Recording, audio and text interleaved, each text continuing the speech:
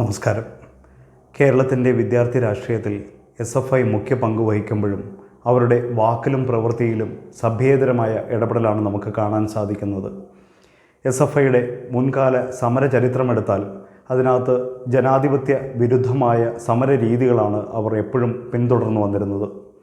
ഇത്തരം ജനാധിപത്യ വിരുദ്ധ സമരങ്ങൾക്ക് ഉത്തമ ഉദാഹരണങ്ങളാണ് 2016 ശ്രീ TP ശ്രീനിവാസൻ എന്ന നമ്മളെല്ലാവരും ഏറെ ബഹുമാനിക്കുന്ന വ്യക്തിത്വം അദ്ദേഹത്തിൻ്റെ ചെകിടത്തടിച്ച് വീഴ്ത്തിക്കൊണ്ടാണ് SFI അദ്ദേഹത്തെ സ്വീകരിച്ചത്. മറ്റൊരവസരത്തിൽ പാലക്കാട് വിക്ടോറിയ കോളേജിൻ്റെ പ്രിൻസിപ്പളിൻ്റെ കസേര ക്യാമ്പസിൽ കൊണ്ട് കത്തിച്ച് പ്രിൻസിപ്പളിനെ തന്നെ കത്തിക്കുന്നതിന് ഒരു ഉദാഹരണമാക്കി മാറ്റി. അതുപോലെ തന്നെ മറ്റൊരു കോളേജിൻ്റെ പ്രിൻസിപ്പൾ വിരമിക്കുന്ന ദിവസം അവിടെ ഒരു ശവകുടീരമുണ്ടാക്കുകയും അവിടെ റീത്ത് സമർപ്പിക്കുകയും ഒക്കെ ചെയ്ത് ഇത്തരം സമരരീതികളുടെ ഉദാഹരണമായി മാറി.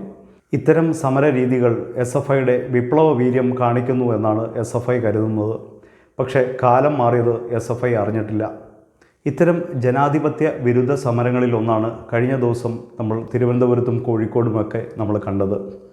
ജനാധിപത്യ വിരുദ്ധ സമരങ്ങളിൽ ഒന്നായ ഗവർണർക്കെതിരെയും SFIയുടെ പ്രവർത്തകർ ആഞ്ഞടിക്കുന്നതാണ് കാണുന്നത്. അദ്ദേഹത്തിൻ്റെ വാഹനത്തിന് കേടുപാടുകൾ സംഭവിക്കുന്ന തരത്തിൽ പ്രവർത്തിക്കുകയും ഒക്കെ ചെയ്യുന്നു. സംസ്ഥാനത്തെ പ്രഥമ പൗരന് പോലും രക്ഷയില്ലാത്ത അവസ്ഥ. ആ വാഹനത്തിൽ നിന്ന് ഗവർണർ പുറത്തേക്ക് ഇറങ്ങി വരുമ്പോൾ SFIക്കാർ ചിതറി ഓടുകയാണ് ചെയ്തത്. ഇതുവരെ SFI നടത്തിയ സമരങ്ങളെല്ലാം സാധാരണ ഉദ്യോഗസ്ഥരുടെ മുകളിലേക്കാണ്. അതുകൊണ്ട് തന്നെ അവർക്ക് പ്രതികരിക്കാനുള്ള ശേഷിയില്ല. പക്ഷേ ഗവർണർ അങ്ങനെയല്ല. വളരെ അധികം അധികാരങ്ങളുള്ള ഗവർണർക്കെതിരെ നടക്കുന്ന ഇത്തരം ജനാധിപത്യ വിരുദ്ധ സമരങ്ങളെ അദ്ദേഹം നേരിടാൻ തന്നെ തയ്യാറായി. അദ്ദേഹത്തെ കേരളത്തിലെ യൂണിവേഴ്സിറ്റികളിൽ കാലുകുത്തിക്കില്ല എന്നായിരുന്നു മറ്റൊരു വെല്ലുവിളി. ആ വെല്ലുവിളി ഏറ്റെടുത്തുകൊണ്ട് അദ്ദേഹം കഴിഞ്ഞ 3 ദിവസം കാലിക്കറ്റ് യൂണിവേഴ്സിറ്റിയിൽ താമസിച്ചു തന്നെ അവിടുത്തെ സെമിനാറിൽ പങ്കെടുക്കുകയും മറ്റ് ചില സ്വകാര്യ ചടങ്ങുകളിൽ പങ്കെടുക്കുകയും ചെയ്തു. അതുമാത്രവുമല്ല, അദ്ദേഹം കോഴിക്കോട് മിഠായിത്തെരുവിൽ സന്ദർശിക്കുകയും അവിടുത്തെ സാധാരണ ജനങ്ങളുമായി ഇടപഴകി പെരുമാറുകയും അവിടെ നിന്ന് അവർ മധുരം നൽകിയത് സ്വീകരിക്കുകയും ഒക്കെ ചെയ്തു. ഇത്തരം പ്രവൃത്തികൾ സാധാരണ ഗവർണർമാരിൽ നിന്നുണ്ടാവാത്തത് കൊണ്ട് തന്നെ അത് കേരളത്തിലെ ജനതയ്ക്ക് ഒരു പുതുമയായി മാറി. പക്ഷേ ആ സംഭവത്തെ ഇവിടെ വ്യാഖ്യാനിച്ചത് ഗവർണറുടെ മാനസിക നില തകരാറിലായി എന്നുള്ളതാണ്.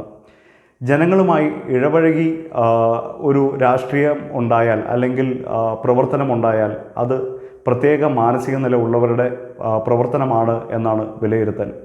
അങ്ങനെയാണെങ്കിൽ കേരളത്തിൽ പ്രത്യേക മാനസിക നില ഉള്ളവരുടെ എണ്ണം കൂടിക്കൊണ്ടിരിക്കുകയാണ്. ഇവിടെ എടുത്തു പറയേണ്ട മറ്റൊരു സംഭവം എറണാകുളം മഹാരാജാസ് കോളേജിൻ്റെ മുന്നിൽ ഗവർണർക്ക് എതിരെ ഉയർന്ന ഒരു ബാനറാണ്. ആ ബാനറിൽ എഴുതി വച്ച വാക്കുകൾ ഇവിടെ നമുക്ക് പറയാൻ പോലും സാധിക്കില്ല, അത്രയ്ക്ക് നികൃഷ്ടമാണ്.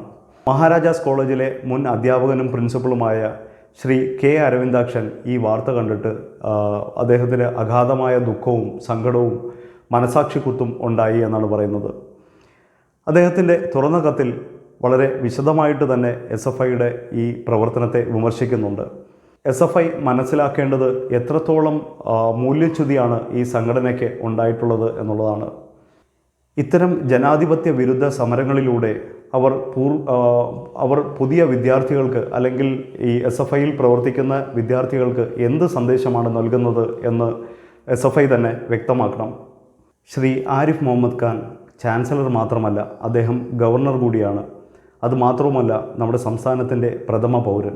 അദ്ദേഹത്തെ ബഹുമാനിച്ചില്ലെങ്കിലും അപമാനിക്കാതിരിക്കാൻ SFI പ്രത്യേകം ശ്രമിക്കണമായിരുന്നു. അദ്ദേഹത്തിൻ്റെ നയങ്ങൾക്കെതിരെ ചിലപ്പോൾ അഭിപ്രായ വ്യത്യാസമുണ്ടാവാം, അതിന് പ്രതിഷേധിക്കുന്നതിന് തെറ്റുമില്ല. പക്ഷേ ഇത്തരം തെറ്റായ മാർഗങ്ങളിലൂടെ പ്രതിഷേധിക്കുന്നത് തീർച്ചയായിട്ടും സമൂഹം തള്ളിക്കളയും.